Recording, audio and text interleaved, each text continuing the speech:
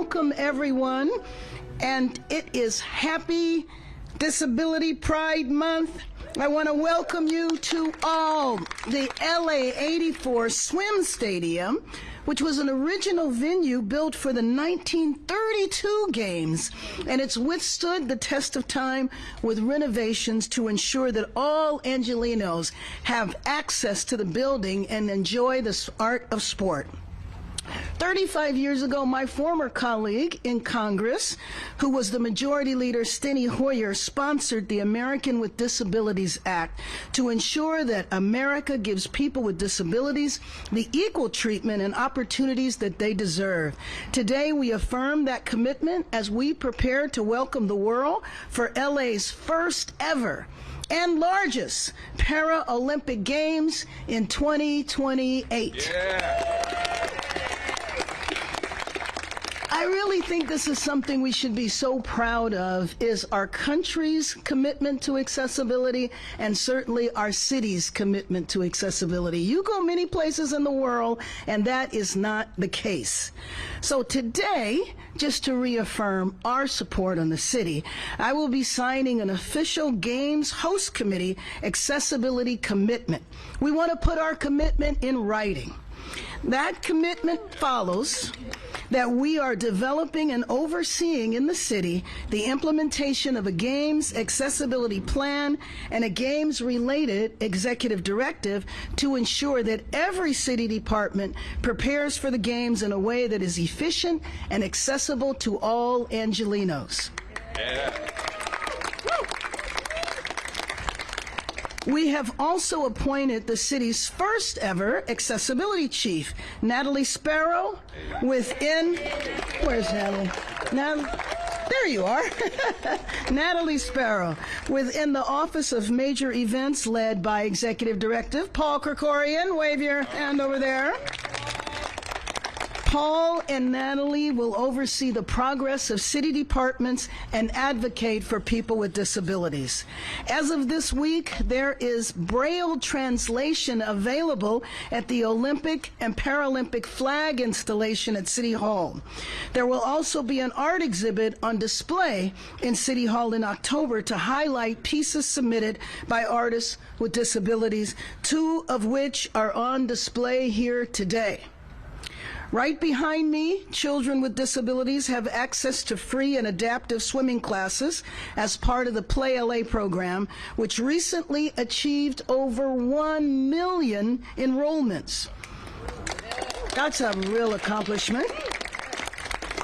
And just a few feet away is the Los Angeles Memorial Coliseum, which will host the Paralympic closing ceremony honoring the legacy of the 1932 and 1984 games, while also writing a new chapter in the venue's legacy in 2028.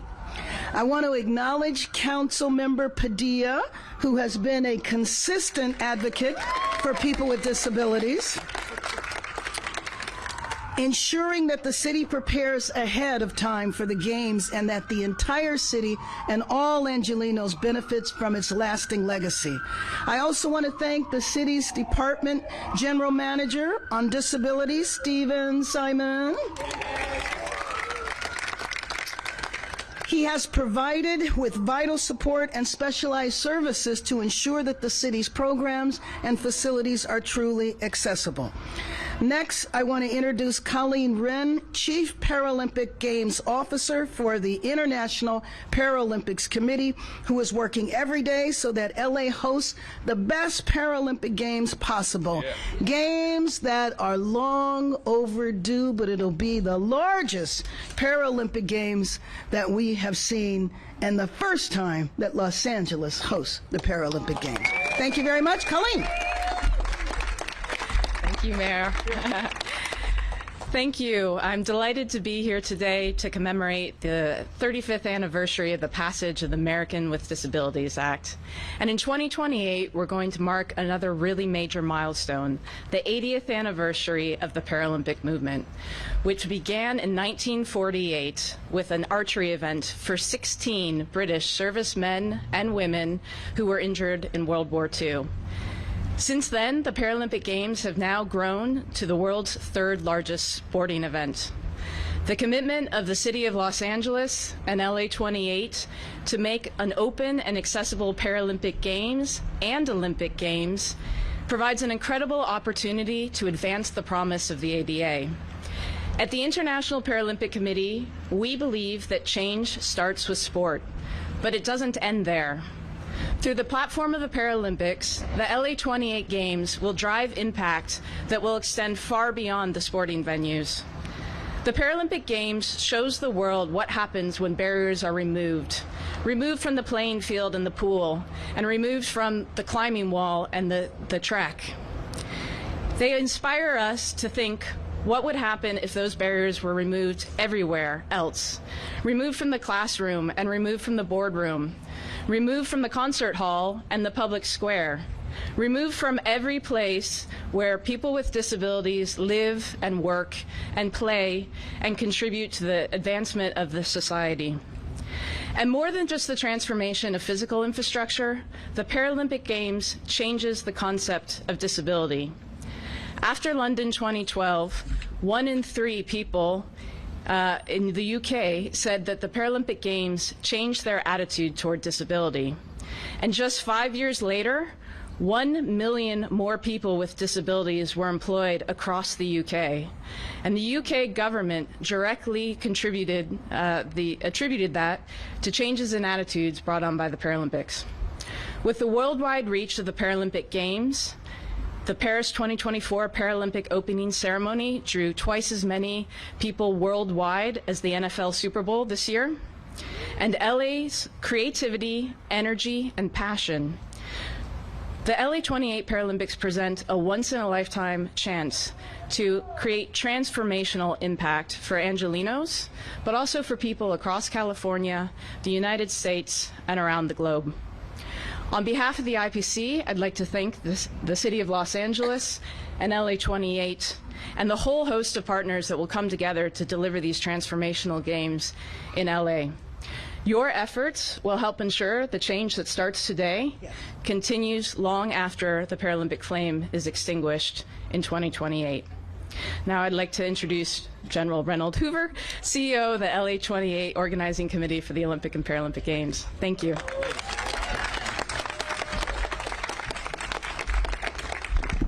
I'm the tall one here. Well, actually not tall. Scott's taller than me, so we have to do another adjustment. What a great day to celebrate the 35th anniversary of the Americans with Disabilities Act, and what a great venue to do that in the shadow of the pool as well as the Coliseum, which was just an amazing, amazing opportunity. Mayor Bass, thank you for your leadership. Thank you for your friendship. Thank you for hosting this a really important event for all of us. It's really important.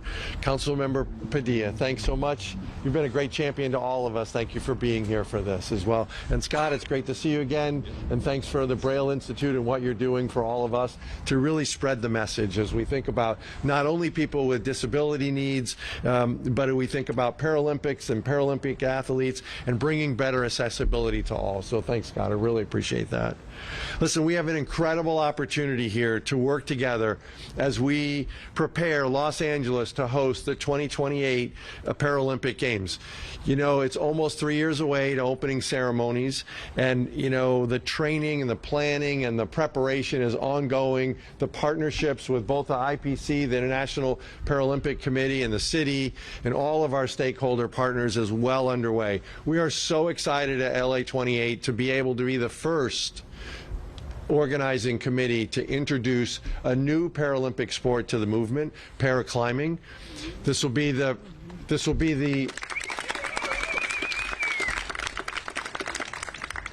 We will have over 500 Paralympic events, which is the most ever in the Paralympic movement. We're excited about that. It'll also be the biggest Paralympic Games in the history of the Paralympic movement, and another milestone for LA.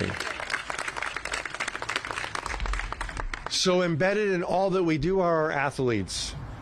Our Paralympic athletes, our Olympic athletes. Some of the Olympic athletes are spread around here. Where's Jason? Sitting in the back here. You'll hear from Jack O'Neill here in just a little bit, our Paralympic fellow. But the athletes are embedded in all that we do, in all of our planning, in every aspect of everything that we do to prepare for LA 28 and for the games, both the Olympic and the Paralympic Games. On the Paralympic side, it is really incredibly important to us that we get it right. We have one opportunity to show the world that we in LA understand the needs of the accessibility program and community, and that's why we have athletes like Jack and others who are really embedded in every aspect of what we do. When I was in Paris, I had a Paralympic athlete take me around during the Paralympic Games to experience it from their vantage point. And I will tell you, it is an entirely different thing as an able-bodied person. It's things that you just don't think about. The most mundane things you just don't think about. You don't think about the sight lines from the stadium where you're sitting and what you see or what you experience in the games. And so as a result of that, on our athletic team, we have Paralympic athletes like Jack, and we have other Paralympians who are there to tell us as we think about the planning, and we think about planning the seating bowls and the sight lines and the field of play, and we work very closely with the IPC to think about the field of play and the needs of the Paralympic athletes so that we can bring out the absolute best in all of our Paralympic athletes. Because when you all come to the games and you experience both the Olympic athletes on the field and the Paralympic athlete field on the field of play, I promise you it will get in your heart.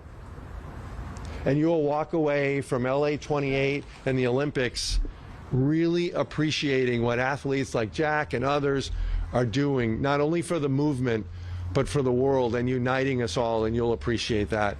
And you know, as the mayor knows, you never give a general a microphone because we won't ever shut up. You can tell I'm super excited about this. So let me just close out here and just again say we are totally committed to making sure that the Paralympics in LA, the first ever in LA and the biggest the world has ever seen, is the best and most memorable, and that the stories that will come out of the 2028 Paralympic Games are going to be incredible and will endure forever. And so with that, let me introduce my friend and partner, Councilmember Imelda Padilla.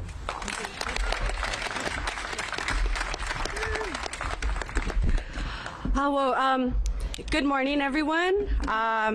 It's very great to be here with everybody on the stage. I'm very glad that I made it out. I wanted to make sure that as we continue to have the conversation related to the Paralympics, with the Olympics, you know, it's getting its appropriate attention.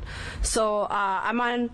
And what a great day to come together, right? I'm so glad that we're here to be very intentional about celebrating the 35th anniversary of the American with Disabilities Act since 1990. How many of us can remember 1990? I know I can. Yeah. Elementary for me, good times. We know that it's a landmark civil rights law that helped open doors both literally and figuratively for millions of people across the country. Myself, as someone who had an orthopedic condition that was visibly in my legs from age 2 to 12 until I had a major surgery at Shriners Hospital for something called rickets, I know exactly what it's like to face mobility challenges. For me, this is something as simple as an accessible ramp instead of a staircase. A staircase can make all the difference because of the metal plates that are, you know, still in my legs. And while it's cosmetic and sometimes I could just visually be seen as a normal able body, I do have this history that is still with me today. And trust me, I always prefer ramps over stairs. My council colleagues notice that with me when I insist on taking the elevator over our very private executive stairs. It's just part of what I have to do for myself. But enough about me. Today's press conference is about reflection and action. It's about honoring the progress we've made while recognizing that we still have work to do to ensure that every person has access and can participate in every part of life in Los Angeles. And the Paralympics gives us that amazing opportunity to propel the conversation forward. So I'm very excited that we're here to uplift and support the Paralympic Games. Last year, we had the opportunity to visit and support the Paris Paralympic Games, and I'm glad that we were able to be there. Some of my council colleagues and Mayor Bass, we definitely learned a lot. Right, it was totally a working trip, a meeting, and we're very excited to bring those lessons here. The experience gave me an in-depth look at the scale of these events, what they really do look like, and it gave us the opportunity to also hear the stories of the athletes and how they got there, right, and what these events mean for them. But most importantly, it made us remember that as we plan this, it's planning in terms of things related to both transportation, signage, as mentioned, what the public spaces look, seating arrangements, so much more. So as we go into planning, the summary is we have a lot to plan. We have a lot to plan, but if we plan it from the beginning, if we incorporate accessibility from the beginning, we don't have to go back and make fixes later. And that is the biggest thing to discuss today, or to pretty much, make sure that we elevate. So myself, upon returning, it was important for me to make a motion where I called for the development of a Paralympics game accessibility plan, and I'm glad that my council colleagues and the mayor supported it.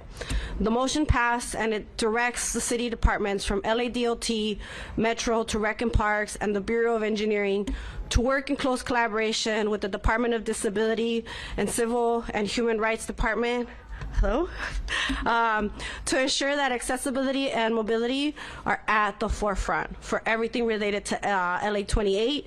And thank you to everyone from LA 28 that has engaged with us and taking this very serious. I know together we're going to make a community of ADA compliance as the bare minimum, as the floor, not the ceiling.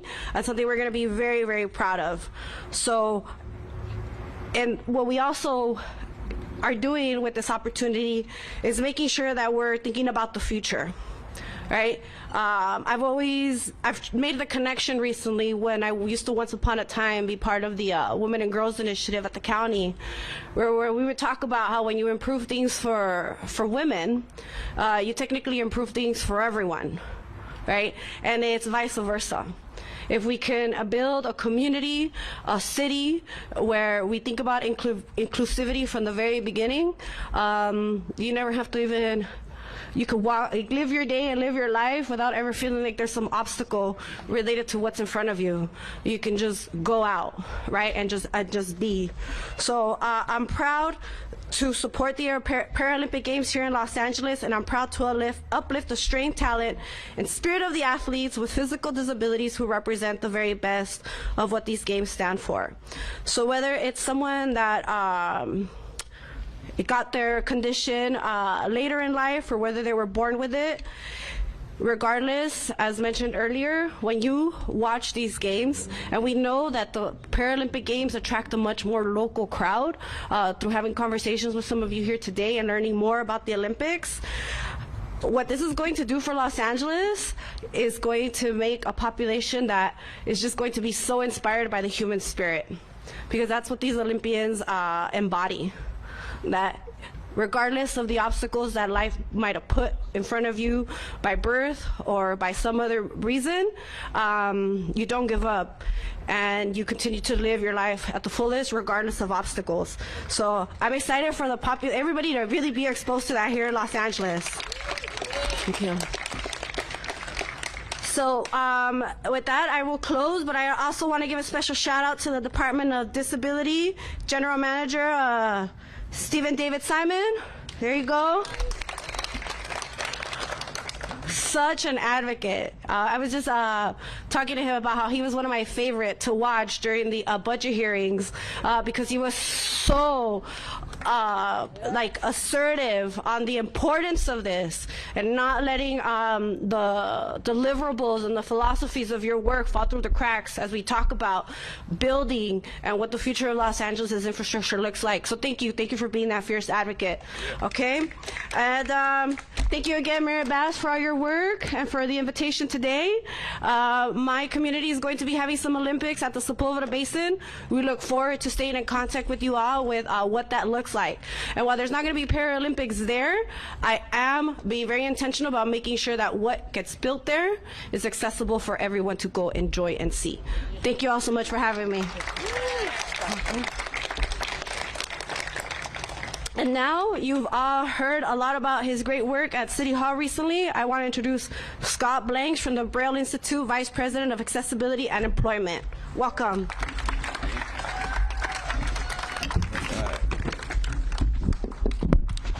Here we go with the mic adjustment again, everybody. All right, that's as good as it's going to get. Good morning. Good morning. You know, it is a real honor to stand before you as we celebrate the 35th anniversary of the Americans with Disabilities Act. As someone who's blind, a Paralympian in Sydney in 2000, and a proud Angelino, this milestone means a lot. It has real deep personal meaning for me. I grew up in LA and I faced those barriers that come with disability, with blindness, limits on opportunity, education, and frankly, a world that was not built with me in mind. I was fortunate, though, to have access to Braille Institute as a kid. The skills and the mentorship that I received there and the community that I built they gave me the tools to succeed, not just as an athlete, but as a professional and as an advocate. And now here I am. Life has come a little full circle. I moved to the Bay Area for 25 years, but I'm back. And I'm really happy to be the VP of Accessibility and Employment at the Braille Institute. I'm helping others gain those skills and confidence that they deserve. And I do want to pause and just say the Braille translations that Braille Institute made possible that were mentioned earlier are thanks to a number of folks on our team. I'm calling you out, Danny. Where are you? There you go. Danny and all of our team members who made this possible, thank you, all of you. And we're going to do more of that. We have a lot more to come. So the ADA, it was a turning point, yes, but it was never meant to be a finish line. It laid a foundation to challenge discrimination and advance accessibility, but not just as a checkbox, but as a fundamental right. And now as we mark the anniversary, we have to look ahead to LA 28, the Paralympics and the Olympics, which is a real rare opportunity for Los Angeles to show the world what true inclusion looks like. The game organizers have made a public commitment to people with disabilities, and when you combine that with the legacy of the ADA, we have a powerful chance to drive lasting change. At Braille Institute, we're ready to lead and partner in this work, not only for those who are blind, but for people with disabilities everywhere. You know, my experience as a Paralympian, though brief, I had a wonderful time in Sydney. That was my one experience, though, but it showed me that the barriers, those greatest barriers that we face, they're not always physical, and they're very rarely within ourselves. They're societal, they're attitudinal, they come from outside. And the Paralympics are a powerful reminder of human potential, and LA 28 can be a real catalyst, not just for athletes on the world stage, but for every Angelino with a disability seeking access, opportunity, and respect. So it's time. Let's seize this moment. Let's let the 35th anniversary of the ADA be more than a celebration. Let's let it be a call to action, and let the promise of LA 28 galvanize us to build a LA that is truly inclusive and accessible to all, not only through to the 28 Games, but well beyond. Thank you. And I'm happy to introduce our next speaker, Jack O'Neill, Paralympian. And Jack, the stage is yours.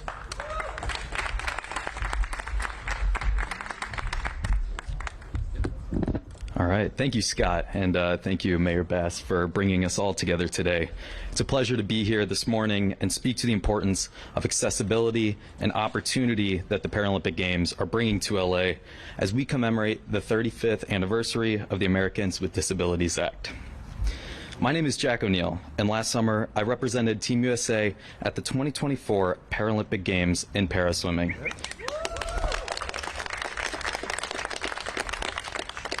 My journey wasn't always a clear path, and when I was younger, there was nothing that could stop me from playing sports with my friends, including when I had my leg amputated above the knee at 9 years old due to birth complications.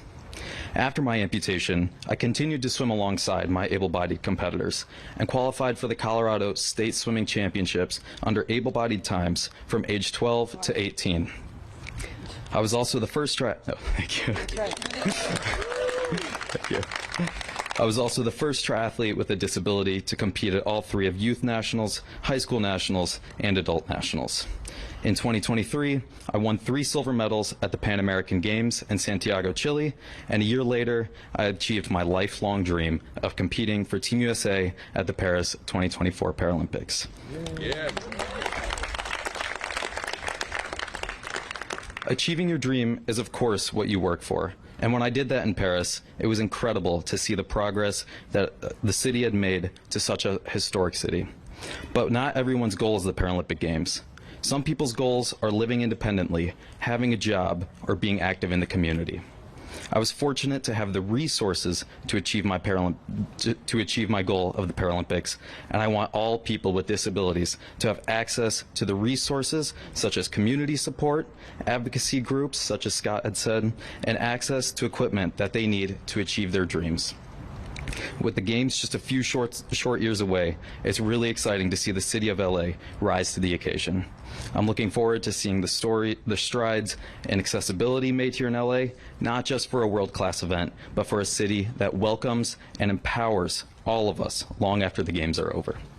I cannot wait to witness history here in Los Angeles when we watch the best of the best compete in the 2028 Paralympics and welcome the world to a city that's designed for everyone.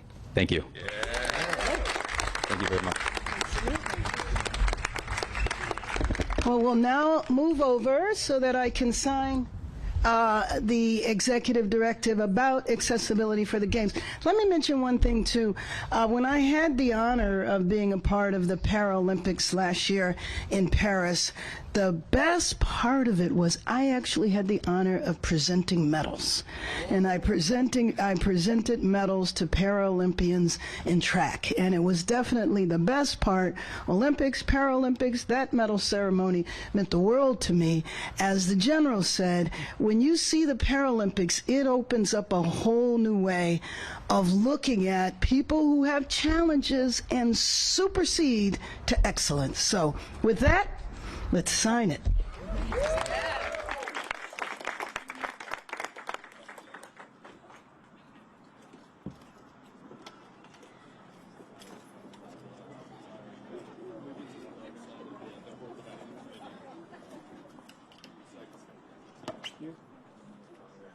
All right.